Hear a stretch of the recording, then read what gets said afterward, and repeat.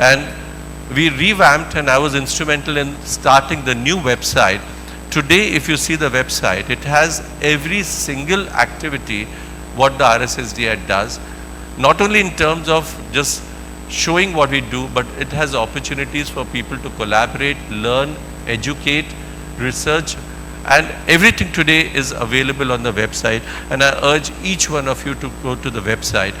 We have also made a web app of this so that you don't even need to use your computers, but on your own phones you can download the RSSDI app and you should be able to look at the entire website on your own phone.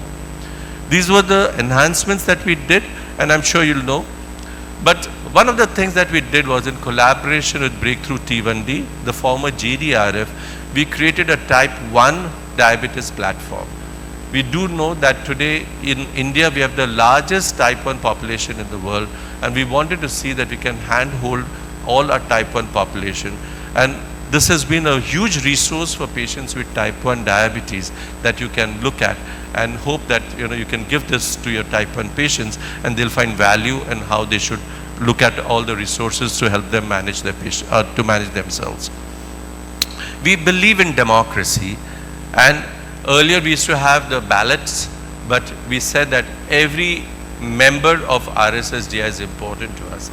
Every member should have the opportunity to be a leader, and because we want to see and encourage everyone in the periphery, including the villages, talukas, districts, who will feel that they have the capability to lead the organization, to come in and contribute. And towards that we started a democratic process of e-voting, and successfully for the last 5 years we have done a lot of state as well as central elections through the e-voting platform, which has been a learning process. We have evolved, but today it's a very mature platform, and you can see today the current the central elections are going on, and some of our members are part of the who are standing. I have Vijay over here, I have Shanmugavelu over there. I don't know if I can see the others who are part of the process, but I wish all of them success. I said Vijay, yes. So I wish them lots of success in the elections. We framed the Constitution in 1972, and at that point of time the Constitution had all the elements which were relevant at that point of time. But 2 years back, and that was in Chennai, the Chennai meeting, we framed the new Constitution of RSSDI, and we have now put the Constitution looking at the roadmap for the next 10 years to see how we should make the changes possible. And this was adopted widely by the AGM during the Chennai meeting. So today we have a Constitution where we have done away with some of the elements that were not relevant, but we have included elements which will lead the organization for at least the next 10 years. All our grants today, we are very open, transparent, and we want to support research. So we have broken that down, that every quarter we will have submission of the grants. We outline a lot of money to see that we can support research, and you can submit your grants online. There is a review process, a fair review process that happens, and going forward the executive committee along with me took the decision that since we are not a very we don't have unlimited funds, but we should focus on supporting research that will change lives of patients. So we said that maybe we should have 8 or 10 sort of questions that should be answered, which will make changes possible for patients with diabetes and support research. So this has been a forward thinking that we are trying to do, and we are trying to support research as much as possible. As our ethos of RSSDI has always been research, and the name RSSDI includes the research, we had earlier a single meeting which was more clinical in nature for all the practicing physicians, and we thought that we should have a separate meeting, the research retreat, which we started doing it in the first half of every year. So we started with Pune, and the last meeting was Dr. Velu who did this in Madurai, and it was one of the most successful meetings that we have had of the research retreat, where not only we had healthcare professionals who participated in the meeting, but we had entries from various biotechnology institutes, science institutes, IITs, ICERs, ISECs, who also work in the ecosystem of diabetes, but they never get the access to us because they work in their own space, we work in our space. We want to see now we create a cross bridges, and we have people from different walks of life who do anything with diabetes and its research should be part of this meeting. And I think Dr. Shanmugavellu, Dr. Balaji, the entire team that was there did an incredible job to see that the meeting was a big success, and we had great science that came out of it. When I started, the membership was about 6,000, and today we are very proud to say we have 13,000 members, which has been the landmark, because today in the world we have the largest healthcare professionals who are involved in diabetes care as an organization. So we are the largest organization in the world with healthcare professionals who are involved in diabetes care. I'll come to the next phase of my talk, and that is the phase of consolidation, because this was the initial formative changes that we needed to do to see that we take RSSDI much ahead.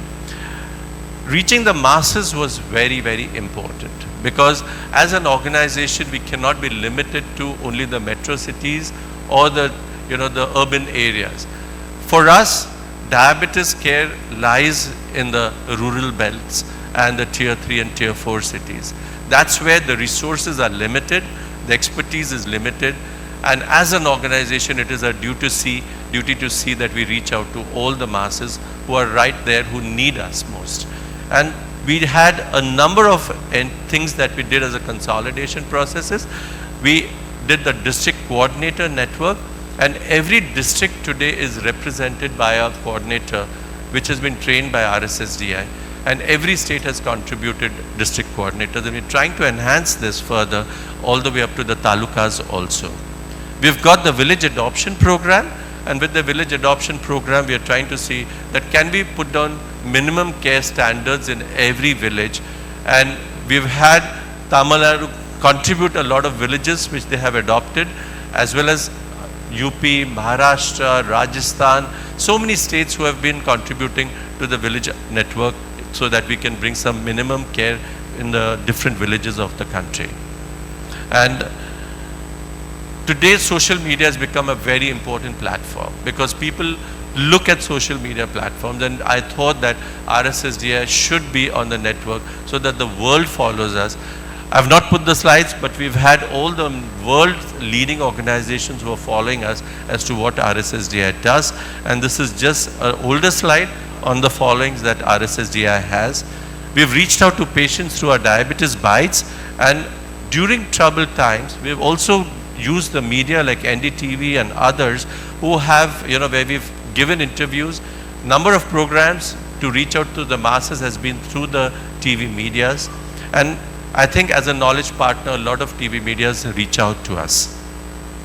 We partnered with Sanofi in our type 1 care with a very large grant. We could support about 1,500 children to give them free insulins through 37 centers all across the country. Because we know that the number one reason why type 1 children die is because of lack of availability of insulin. And that's been a concern for us. We have been reaching out to a number of NGOs and charitable organizations to see how can we adopt more and more type 1 children to bring type 1 care, more better care, as well as provide insulin for all of them. We participated in the Kumbh Mela, and this was part of the awareness program, and I can tell you we published a paper and we got some great results that came out from the data that was collected at the Kumbh Mela. Nothing can be more important than defining what the Indian population is all about. And we keep talking about, we need to know what the Indian diabetes patient is. And we've had numerous publications in the past to define that, okay, what really we see in the Indian population. But we are trying now to see that can we create a data platform where we can put a collated data from various sources, and this is a work in progress, and have a sort of a common platform by which we could sort of have the data to make our own policies, or make our own guidelines, tell the policy makers what the Indian population requires. One of the things that I did was the RSSDI repository portal, and you can go on the website. It is free for downloads. We looked at all the publications that have been done in the last almost about 30 years, and we looked at all the peer-reviewed journals, and we looked at only specific what the data is on the Indian population. I'm happy to say that close to 12 lakh papers we could identify, and we could put them all on a search platform. So today you can go to the RSSDI repository portal and you can put a topic related to diabetes and related to the Indian population, and you'll be able to get all the publications that are in place. I'm sorry to say, but I think there may be still lacuna. There may be a lot of other publications which don't feature there, but we are looking to see that as much as possible we are able to update it. So if somebody's paper which is featured in a peer-reviewed journal is not there, please send it to us. We'll be happy to upload it. So we have every quarterly process by which we upload the papers that don't feature there. Other sources of data collection for us has been the various surveys that we did. In the Defeat Diabetes campaign, we sensitized people on the importance of blood glucose testing. 128 million in 100 days, and we tested 1 million blood sugars in a single day, which featured in the Asia Book of Records. And we had a publication that came out of all the data that we published it in the IGDDC. We had Dr. Vijay Vishwanathan, who has led the 2 successful Save the Feet and walking campaign. And I think at that point of time, Tamil Nadu got the award for contributing the largest number of patients for this campaign. And we could sort of, come out with a lot of guidances. We came out with a atlas book on, diabetic foot, and we published a paper which was in the BMJ, and that was immensely sort of happy. We are very immensely happy to do that. More important, we got a database of 54,000 patients on their diabetic foot, and as Vijay told me, that this is the largest data that has been collected in the world on diabetic foot. This is the version 2 now that we have initiated. I urge all of you to be part of this version 2 of the Save the Feet. We started Weight Matters as a campaign from the RSSDI, and we had 4 abstracts in the ADA out of the data that was generated out of the Weight Matters, and that was immensely beneficial because we could come out with some of the guidances that we wanted to sort of put it into our guidelines, and the data that collected was immensely useful. This was something on the pre-diabetes that we did, and then of course hypertension that we recently concluded by Dr. Anuj Maheshwari, Dr. Amit Gupta and others. So Dr. Rakesh Parikh, so many others who contributed to this, and I think Dr. N.K. Singh also is over here, who has been part of this entire journey, who contributed. So I'd like to thank them for all the contribution they could do. We did the India-Med study. This is a work in progress to look at the metabolic profiles of a patient population, but we're still in the progress for this. We feel that we shouldn't be concentrating only on our healthcare professionals, but patients remain the most important part of our journey. And we are now creating a patient front portal where every patient can go and get credible information about diabetes, which has been put together by experts, so that they don't have to go to various areas to get their knowledge about diabetes.